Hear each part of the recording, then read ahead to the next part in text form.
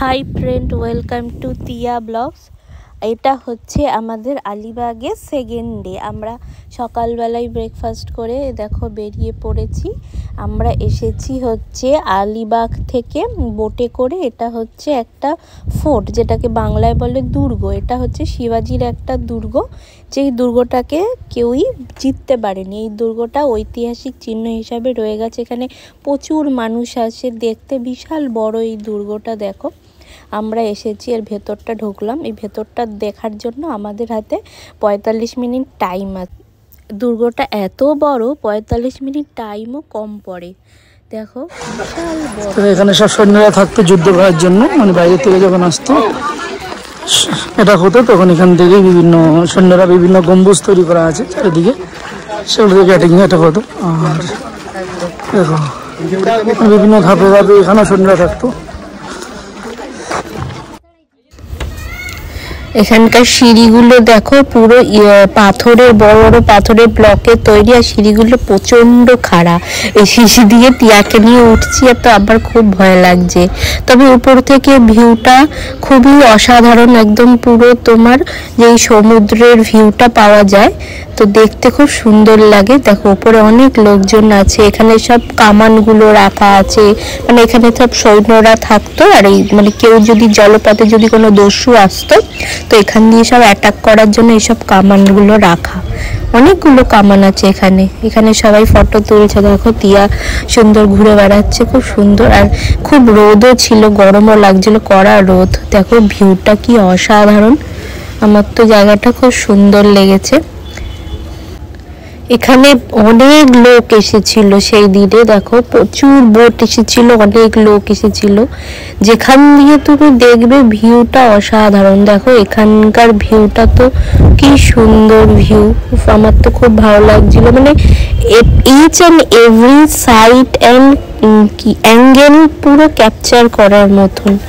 এত সুন্দর ভিউটা, উপর দিয়ে ভিউটা তো আরো সুন্দর। দেখো কিছু ভেঙে ভেঙে গেছে, তবুও কিছু কিছু এখনো ইনট্যাক্ট আছে। দেখো কি সুন্দর দুর্গটা বানিয়েছে। মানে তখনকার দিনে এরকম বড় বড় ব্লক দিয়ে সব দুর্গ বানাতো, কি সুন্দর। এগুলো এখনো মানে ভালো আছে।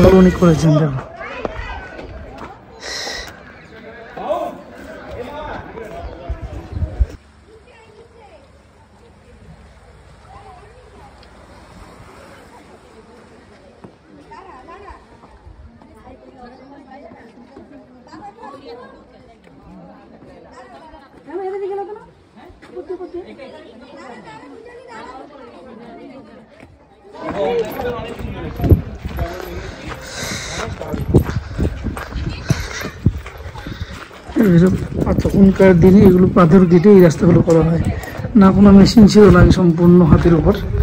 আমরা যে কামানগুলো বানিয়েছি, সেই কামানগুলো মেয়েরা যে চুরি পড়ে, সেই চুরির যে লোহাগুলো, সেই লোহাগুলো তৈরি করে করে ওই কামানগুলো তৈরি করা হয়েছে গলিয়ে গলিয়ে। ফ্যামিলি হ্যাঁ আর আমি হ্যালো।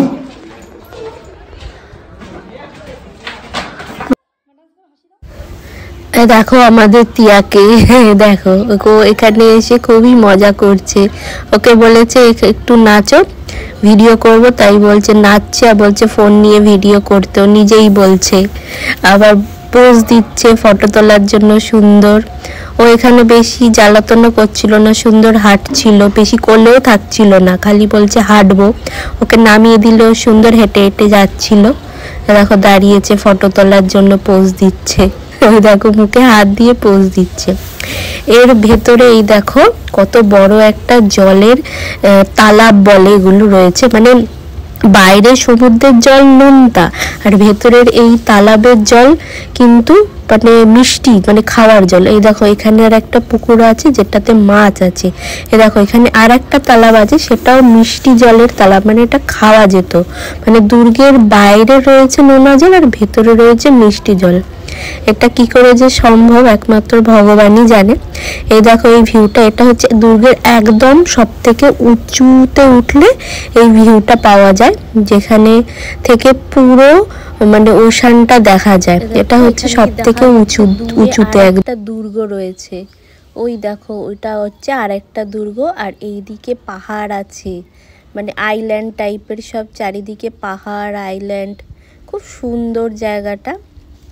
দেখো সবাই মানে সবাই যারা উঠতে পারছে উঠছে, মানে সিঁড়িগুলো এত খাড়া, তো যারা উঠতে পারছে এখানে উঠছে। উপরের ভিউটা তো সব থেকে সুন্দর, অসাধারণ, কি সুন্দর দেখো। এখান থেকেই মেন ফটোটা রাখা হতো, কতটা উপরে দেখো আমরা উঠেছি।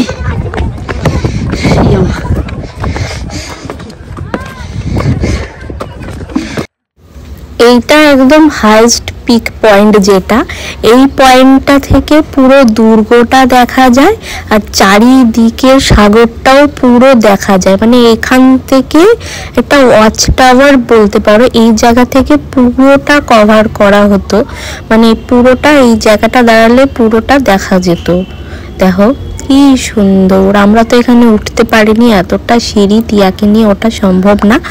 তো দেখো ওরা মানে ওর বাবা উঠে এটা ক্যাপচার করেছে। আমাদের এমনি ঘোরাফেরা হয়ে গেছে, আমরা ওখান থেকে নেমেও গেছি। এবার আমরা ফিরে যাচ্ছি, আমরা বোটে করে চলে এসেছি। এবার আমরা রোডে উঠে পড়েছি, উঠে আমরা গাড়ি করে ফিরে যাচ্ছি।